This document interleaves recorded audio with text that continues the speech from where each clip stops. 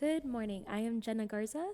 I'm Gabriel Valdez, And I'm Esteban Nieto, and we're students in the Rehabilitation Sciences, and we want to talk to y'all today about mild autism in adults. and we are the Peacekeepers. Peacekeepers. Today, we're talking about something close to all of our hearts, raising awareness about mild autism spectrum disorder, or ASD, in adults. Think of it as helping everyone find where they belong, like puzzle pieces that each have a unique place. Yeah, and we want to start by explaining what mild autism spectrum disorder is. It's an unofficial term for what is actually called level 1 ASD. It used to be called Asperger's disease, but due to the DSM-5 reclassification, it is now called ASD type 1 or level 1. And we have a graphic showing the differences between autism and Asperger's or ASD level 1. Just some key notes. Autism, you're not obsessed with one field or area, and you're least likely to live independently.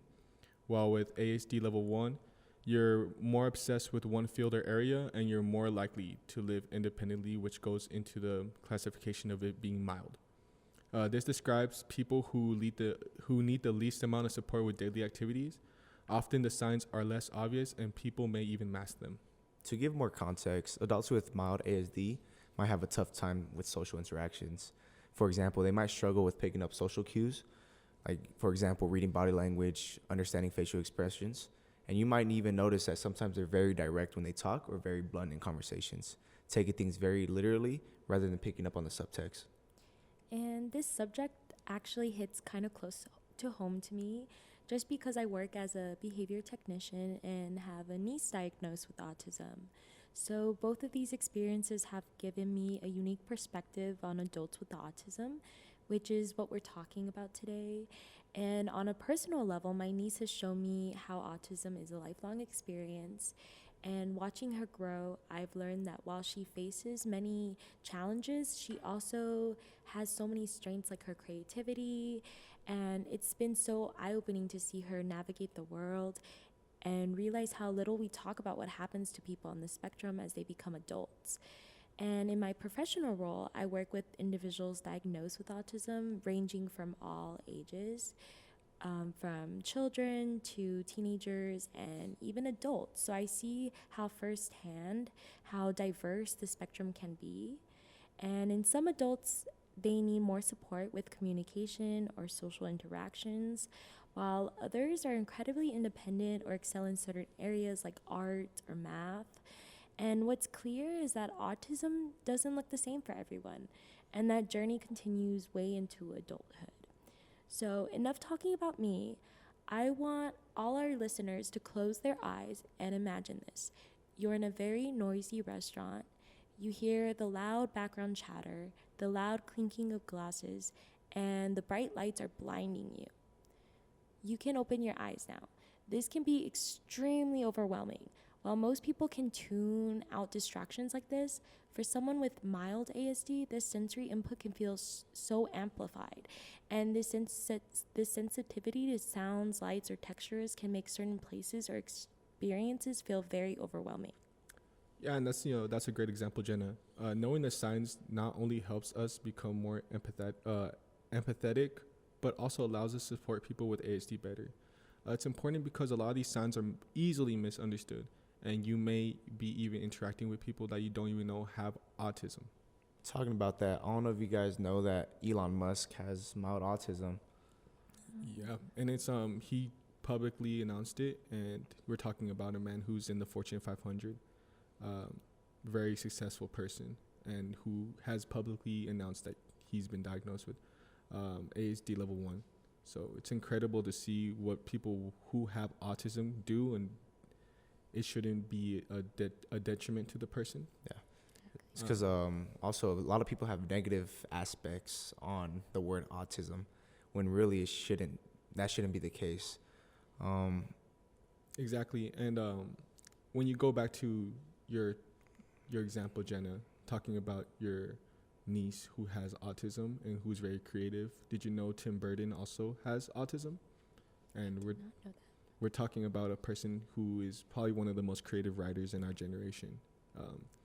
So again, people with autism aren't as different from us as we think, and we should really be pushing the narrative to be more inclusive around them and not think negatively about them just because they have autism. And kind of like what we were saying, there's a lot of misunderstandings and misconceptions when it comes to adults diagnosed with autism.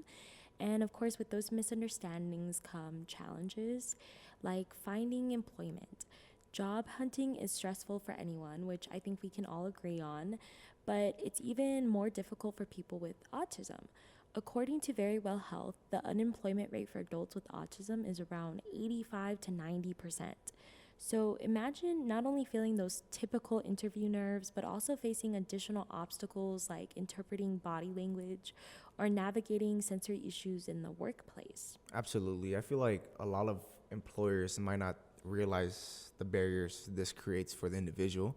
For instance, small talk in interviews or the unspoken social rules of a workplace can be very overwhelming.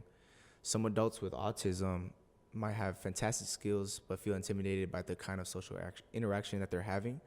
And if the workplace is particularly noisy or visually busy, that could be tough for someone that's very sensitive to sensory input. Yeah, and another obstacle adults face is discrimination or misunderstanding in the workplace. This can look like not getting proper accommodations or coworkers misinterpreting their actions as being unfriendly or unapproachable. Unfortunately, this can lead to a negative work environment where people with autism feel isolated or unwelcomed. And that's just not personal impact, it's also a social issue. According to helpguide.org, adults with ASD often encounter few opportunities for career growth, lower wages, or even unfair treatment. This happens partly because there's a lack of understanding about autism, and it leads to a cycle of limited opportunities. Inclusive workplaces make a big difference and can change this narrative. Yeah, and we have some graphs that display some statistics with people who have autism. So the first graph we're showing is a gender ratio. It is a 3-to-1 ratio, 3 males to 1 female. And the second graph that we're showing is the percent of people with autism, and it's every 7 people in 1,000. Yeah, and these statistics are coming from the National Library of Medicine. So going back, for adults with autism looking for support, there are resources available. Autism Speaks, for example, is a great tool. It offers lots of tools and information on their website that help with creating a transition plan from adolescence to adulthood. They also offer employment training and networking opportunities, which are really important for those navigating the job market. Yeah, adding to that, they also have social groups, which is incredibly helpful. Having a safe space to practice social skills or even just meet people who have similar experiences can make a huge difference in feeling accepted and confident. Exactly. And speaking of the workplace, I think it's time to talk about some positives, and one of those positives being inclusive practices. Some companies are creating training for all employees on autism spectrum disorder, which helps coworkers understand autism and avoid making assumptions or believing some misconceptions. And other workplaces are even offering accommodations like quieter spaces, flexible scheduling, and communication training to help build a better and even more supportive environment for adults diagnosed with autism. Yeah, and something as simple as restructuring an interview process can help in so many ways. Many companies are experimenting with interview formats that don't heavily rely on social skills. Instead, they might focus more on practical tasks or skill assessments that show the person's actual abilities without the social barriers getting in their way. And these are all steps towards a more inclusive world. It's about creating environments where everyone has a chance to do their best, regardless of neurodiversity. Yes, exactly. And as we start wrapping up, I want us to reflect on why we're talking about this. Whether you have ASD or know someone who does, it's about understanding and acceptance. Each person is like a puzzle piece, and they have their own place where they fit perfectly. Yeah, and it's important to remember that forcing people into roles or expectations that doesn't fit them, it isn't fair and it doesn't lead to success. Instead, let's be patient and open-minded and willing to make adjustments so that everyone can succeed in their own way. And exactly. And while people with ASD, they might need some accommodations, but they also bring very incredible skills to the table, such as creativity and different perspectives to any team or to any community. Was there anything that caught y'all's attention during this conversation? Yes, I actually think it's really easy to see celebrities being perfect and not like us common folk. So it was really interesting to see like Tim Burton and Elon Musk being diagnosed with autism, but yet bringing such creative works to us and like um, being as successful as they are today. Yeah, I completely agree. Just because these guys are celebrities doesn't mean we can't treat everyone like that with the same, hold them up as high as we do them. I feel like it should be more inclusive about everybody in the sense of that. At least for me during this conversation, what caught my attention was I didn't know there was different types of autism. The DSM-5 was able to put all these in one spectrum, so everyone's diagnosis is unique. Yeah, well said. Yeah, so listeners, we encourage you to think about how you can make your communities more inclusive, whether it's by learning more, being an advocate, or just being a more understanding friend. Every small action makes a difference. Yeah, and remember, as we said, every puzzle piece has its perfect place. Just like every person has their place where they truly belong. So thank you all for tuning in, and I hope today's conversation has inspired you to embrace all the unique pieces around you. And we're going to show a picture of our references right now. And thanks for listening to the Peacekeepers podcast. Thank you.